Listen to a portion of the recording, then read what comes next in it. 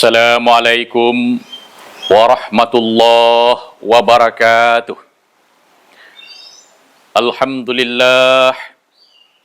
Alhamdulillahi nahmaduhu wa nasta'inuhu wa nastaghfiruh. Wa na'udzu billahi min syururi anfusina wa min sayyiati a'malina.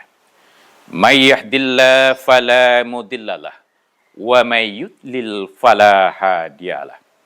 Ashhadu an la ilaha illallah wahdahu la syarikalah wa ashhadu anna Muhammadan abduhu wa rasuluh sallallahu alaihi wasallam la nabiyya ba'dah.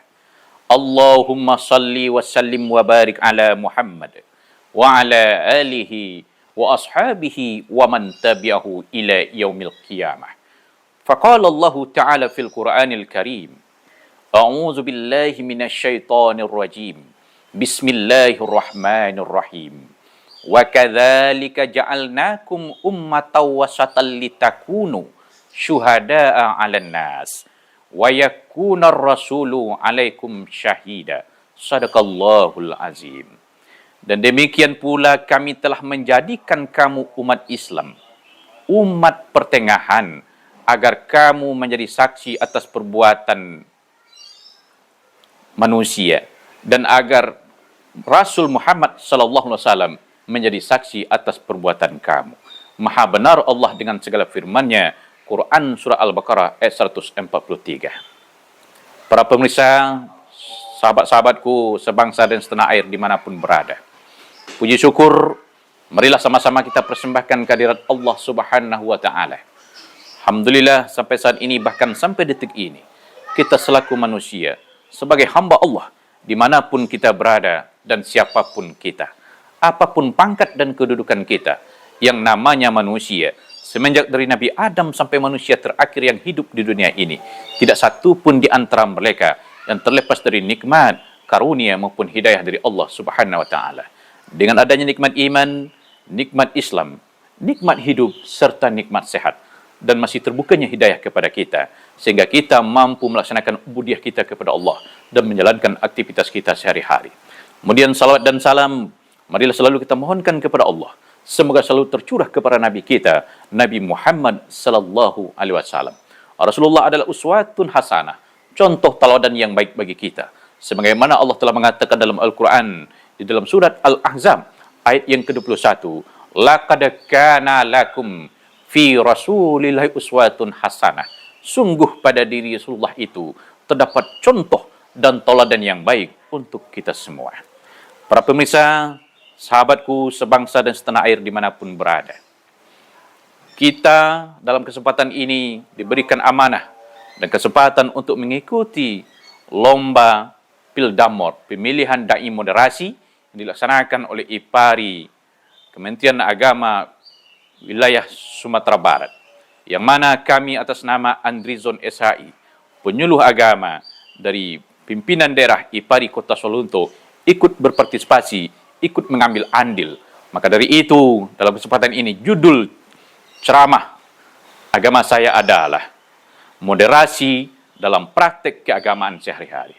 Para pemirsa, sahabatku sebangsa dan setanah air dimanapun berada, kita hidup dan tinggal di negara Republik Indonesia. Bahwasanya kita berada di negara kesatuan Republik Indonesia. Penduduknya, masyarakatnya adalah masyarakat yang plural, masyarakat yang majemuk, terdiri dari bermacam suku bangsa, terdiri dari bermacam agama, ras dan budaya.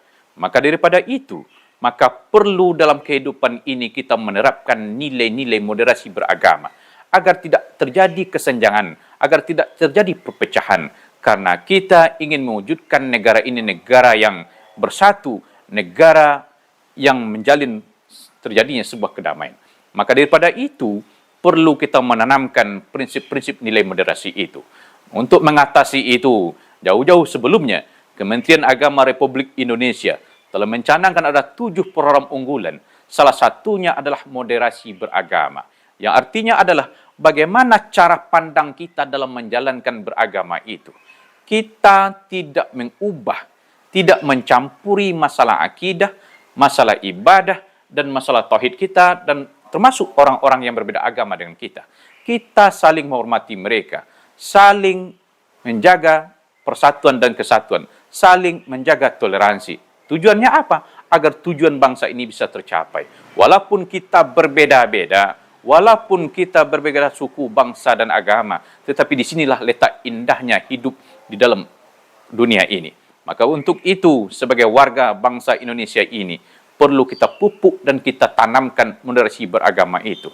Sekiranya Allah ingin menjadikan kita ini satu agama, satu suku, satu bangsa, maka itu adalah menjadi hal yang mudah. Tetapi ini sudah menjadi sunatullah. Sehingga Allah telah mengatakan dalam Al-Quran, dalam surat Al-Hujurat, ayat yang ke-13, Ya ayuhan nasu inna khalaqnakum min zakari wa unsa, wa ja'alnakum syu'ubaw wa qabaila lita'arafu.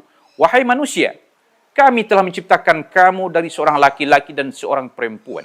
Kemudian kami jadikan kamu berbangsa-bangsa dan bersuku-suku agar kamu saling mengenal. Jadi artinya apa saudara-saudaraku? Ini sudah merupakan sunnatullah.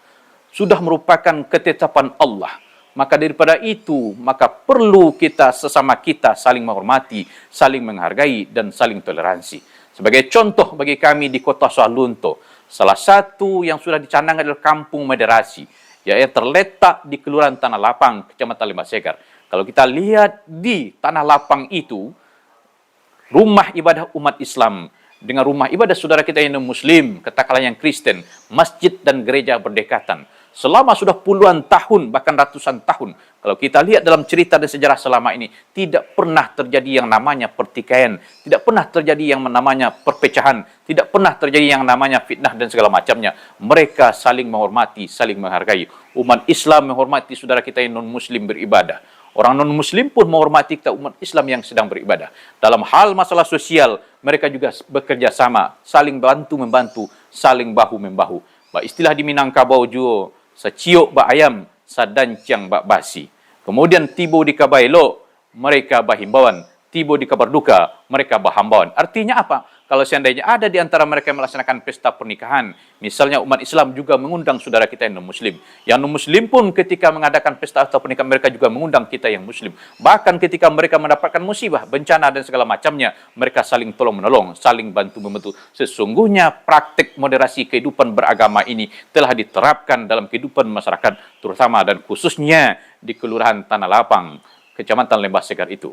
Maka daripada itu, kami selaku penyuluh agama Islam yang bertugas di KUA Kecamatan Lembah Sekar, Kementerian Agama Kota Solunto, menghimbau dan mengajak kita bersama untuk meneladani, untuk mengikuti apa yang telah dilakukan oleh leluhur kita, oleh masyarakat kita sebelumnya. Mari kita rawat, kita jaga moderasi beragama itu dan bisa pula kita kembangkan untuk daerah-daerah yang lainnya. Mudah-mudahan bangsa kita ini yang besar ini, warga kita yang multikultural ini bisa menjaga persatuan dan kesatuan dalam bingkai Bhinneka Tunggal Ika. Walaupun kita berbeda-beda, tetap menjadi satu. Dan itulah yang dapat kami sampaikan. Terima kasih banyak atas segala perhatian. Mohon maaf atas segala kekurangan. Kami tutup dengan wallahu muwafiq ila aqwamit thariq. Wassalamualaikum warahmatullahi wabarakatuh.